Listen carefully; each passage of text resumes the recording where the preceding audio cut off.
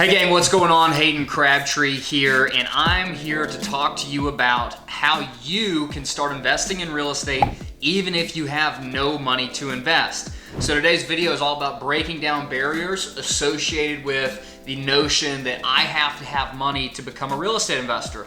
And so what I'm going to talk to you first about is how the 3 keys of any deal really works out. This is what my next book is on. So I'm going to give you guys a sneak peek into that. And then I'm going to talk to you about some different strategies, some different things you can do to start acquiring real estate for long-term cash flow, for wealth. And I did a lot of this in my beginning of my career whenever I had no money. So I'm going to teach you the exact same things that I know of how you can go out and actually start buying real estate with no money down. So I think it's gonna be a great video. Let's dive in. I don't wanna waste any time because I know you're excited for it. So let's get to it.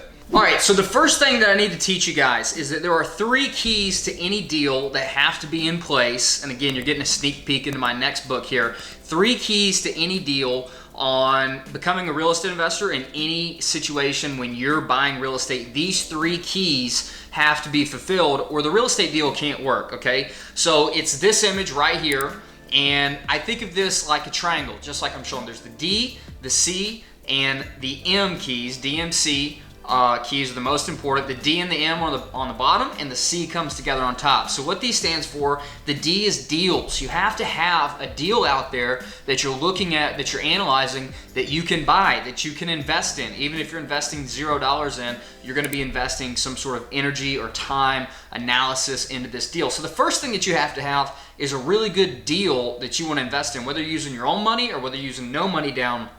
The deal is the most important part. The next step up that you have to have is the management, okay? So the management of these deals, there's actually 2 different kinds of management. Number 1 is property management. This is what you do when you move tenants in and you collect rent checks, and you're fixing any holes in the walls, or anytime that anything needs to be done, the grass has to be cut. This is all property management. So I'm not a huge fan of property management. I actually prefer to outsource that, whether it's employees that I have and I create the systems for, or whether it's just paying an actual property management company to handle all of that for me. And again, me paying the property management company should be covered in full by the income from the property. So by me paying them, I'm not really losing any money. I'm actually analyzing the deal as if I'm going to pay them, and I'm still going to achieve my financial goals, the returns I want to hit on that. The third piece that I want to talk about is the capital, okay? So you have to have a great deal, you have to have the management, you have to have the property management, you have to have the asset management, and then you actually have to have the capital to go out and buy that property. So in real estate, we have what we call is the capital stack. So what the capital stack is the full capital stack is how much money is going to be spent on this property. So let's use an example. Let's say we're buying a house for $100,000, and let's say that we're going to put $5,000 of closing costs into the property, and let's say we're going to have another $10,000 worth of improvements we're going to be doing to the property. So the full amount of money being spent on this property is $115,000, right? But if we go out and we go to a bank, then the bank may give us, let's say the bank will give us $80,000 loan on this project, which is a $100,000 house, $5,000 of closing cost, and $10,000 of improvements. So we have a total cost of $115,000. $80,000 of that is coming from the bank. So we want to plug that $80,000 from the bank into this capital stack, and that leaves us needing the other money, the $115,000 minus the $80,000. We're going to need an extra $35,000 to put into this property. Now here's the thing when you're analyzing your capital stack is that you just have to make sure that the amount of money needed equals the amount of money that's coming in. But that doesn't mean the amount of money that's coming in has to be from you. Okay, so we're gonna dive a little bit more into this later in the video, but that can come from a lot of different sources. Just because that money is needed doesn't mean that it has to be your money. Okay, but the first thing to understand is I have to have a really good deal that I can analyze and it's going to hit my returns. If you don't know how to analyze a deal, pick up a copy of my book, Skip the Flip. There's a free link in the description of this video. You can grab that book absolutely free. We'll talk about analyzing deals in that book right there. So once you understand that you have a good deal, you've analyzed it, it's going to hit your returns, and then you've trying to put together your capital stack, you can figure out how much money is actually needed. And so there's a couple different places that we could get money other than ourselves to fill that top piece of the capital stack that we need. The number one place that we could get that is from investors. People who have money but who don't have the time to go out and find deals, who don't want to invest in the stock market, who don't want to invest in whatever opportunity it may be. They want to invest in real estate, but they don't have a good enough deal, or they don't have the time to put deals together.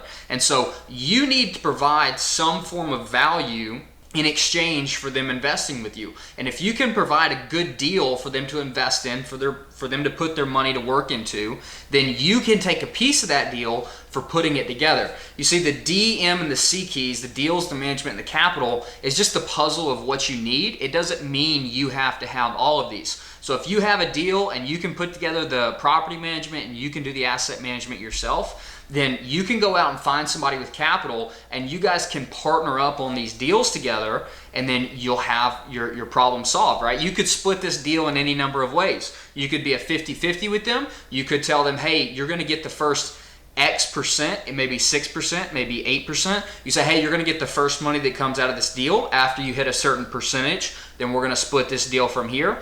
So there's a lot of laws and regulations, so dive more into that. But I just want you to understand that that's a possibility, and it all starts with you finding good deals, understanding the capital stack, and how that investor, what problems are you solving for them, and what value are you providing to them in exchange for a piece of this deal, okay? So that's number one on how you can invest in real estate with no money of your own. So the first thing is you can go out and you can find investors. The second thing is that whenever we analyze and we look at this capital stack, there's a piece of that pie there on the top that needs to be filled. In this situation, it's $35,000, and we're going to be getting a loan from the bank for $80,000. So let's say that the owner of this property in which we're buying, let's say they owed the bank no money on this. Okay, so what we could tell them was to say, hey, Mr. Owner, Mrs. Owner, I want to buy your deal from you. I'll buy it from you for $100,000, and I'm personally going to have to put, I'm going to have to put $5,000 in closing costs, and I'm going to have to put $10,000 in improvements into this property.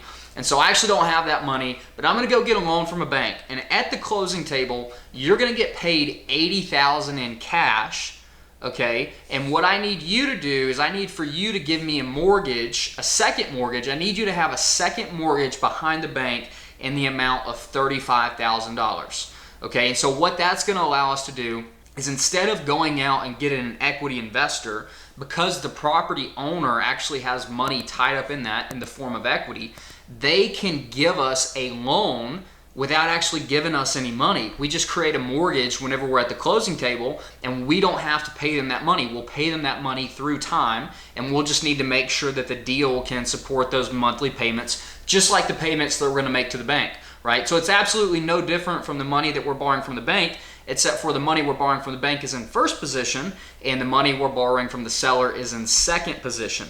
Okay, so this could be a really good win-win, because what you're going to tell the owner is you're going to say, hey, look, you don't have to do any work. I'm going to take the property. I'm going to fix it up. You're going to get $80,000 of cash. That's money coming from the bank. And then I need you to hold $35,000 back in the form of a second mortgage.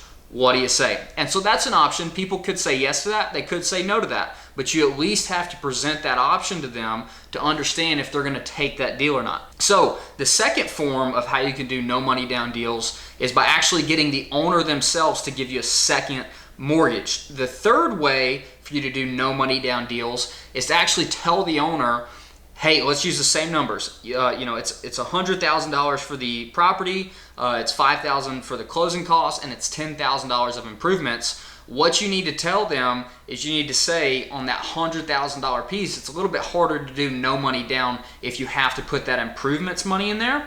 But what you can tell them is you can say, hey, I don't actually want a bank payment at all. I just want you to hold the entire value of how much I'm buying the property for you in the form of a mortgage. So I'm actually not going to give you any money up front, but I'm going to pay you, let's call it $500 a month for the next X amount of years. Whatever that math works out to on the mortgage, that's another way you could do no money down deals. Now, if the property absolutely needed that extra $10,000 of improvements, you'd have to find some place, whether it be an investor, whether it be credit cards, whatever it may be, you have to figure out how to get that $10,000 to make this a true no money down deal. Or it could just be a low money down deal where you put $10,000 in the form of the improvements, and the owner carries the rest in the form of a mortgage, and then you have a very low money down deal. Again, you could go get that $10,000 from an investor, you could get it from your own personal savings if you have it, or you could go out and you could They put it on credit cards. All right, so the next way that you can figure out how to buy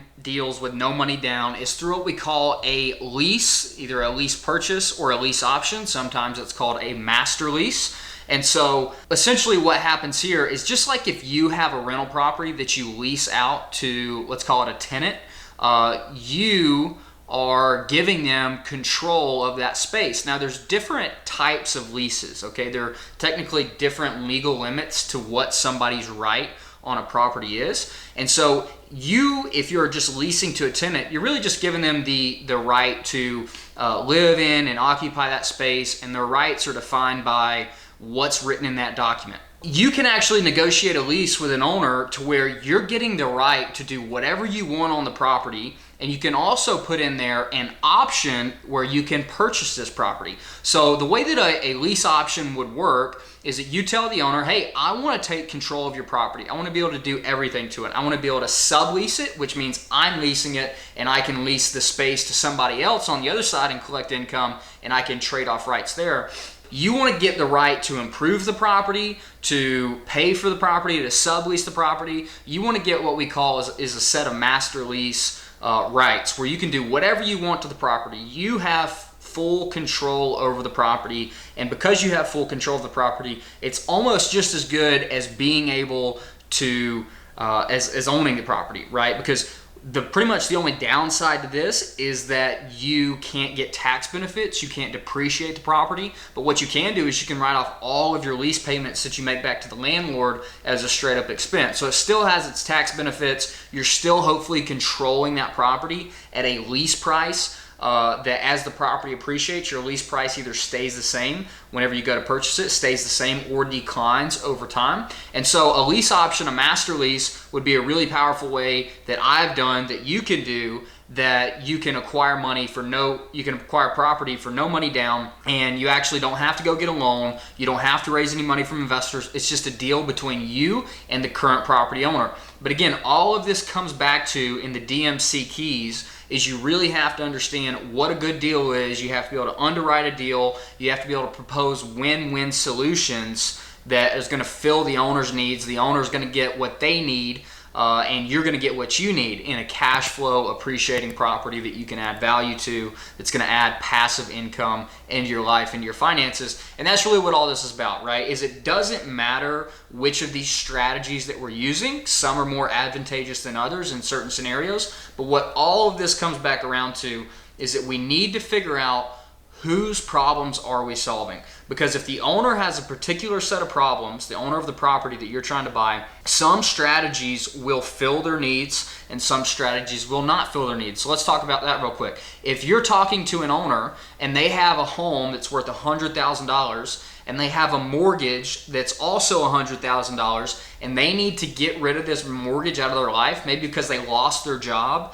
and they can't afford to make the payments on it anymore, and they don't want to rent their property out, well then offering to do a owner finance at 100% isn't going to work, because the owners, their problem is they need to get rid of this mortgage and get rid of this payments, and there's no equity value in there for you to come in and actually get from them in the form of a mortgage. So if somebody owes too much money on a property, they can't actually do that structure, whereas they could do a lease option structure, although it's probably going to be difficult because you have to make sure you can acquire the property at a price, at a monthly lease payment that allows you to still cash flow and allows the owner to probably pay their mortgage. No one's going to enter a lease where the income they're getting from their lease, which is what you would pay them, is less than whatever mortgage payments they owe.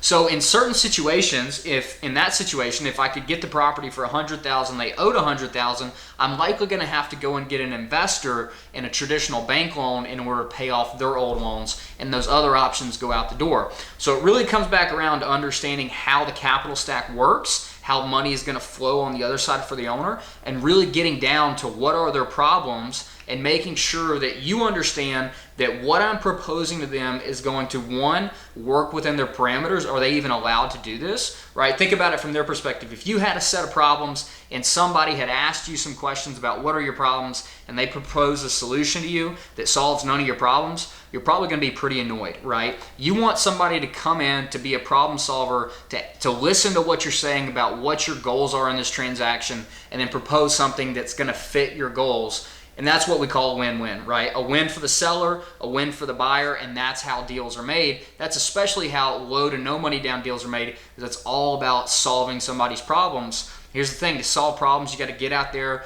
you got to talk to owners, you have to understand what questions to ask them, and you got to talk to a lot of people, because not everybody out there in the world has problems. So you got to find people with problems, you have to find people whose problems you can solve. So low and no money down deals, while they're absolutely 100% possible, I've done them, it all comes back around to getting out there and finding the right deal, the owner in the right situation, or again, it doesn't have to be a distressed owner if you can just find a good deal and go out and raise the money from an investor. But again, you're solving an investor's problems by understanding, okay, you have this capital, you want to put this capital to work. What are your goals for the capital? What are the problems you have? Why can you not invest this capital somewhere else? And so in that sense, you are still solving somebody's problems, but instead of solving a distressed seller's problems, you may be solving an investor's problems, or you may be solving both people's problems at the same time, and you're the middleman, middlewoman on this that earns the cut of a piece of a real estate deal.